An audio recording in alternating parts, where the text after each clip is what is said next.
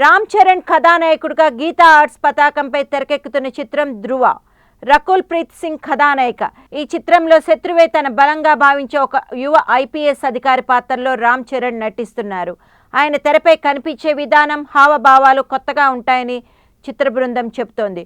త్వరలోనే ప్రచార చిత్రాన్ని విడుదల చేయబోతున్నారు. తమిళంలో విజయవంతమైన తన్ని ఒరువన్కి రీమేక్ గానే తెరకెక్కుతున్నప్పటికీ తెలుగు ప్రేక్షకుల అభిరుచులకు తగ్గట్టుగా కథలో కీలక మార్పులు చేసినట్టు తెలుస్తోంది.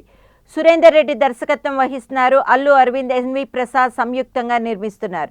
ప్రస్తుతం పతాక సన్నివేశాల చిత్రీకరణ జరుగుతోంది. మీడియా హడావుడితో కూడిన వాతావరణం మధ్య రామ్ చరణ్, అరవింద్ స్వామితో పాటు ఇతర ప్రధాన తారాగణంపై సన్నివేశాలు తెరకెక్కిస్తున్నారు.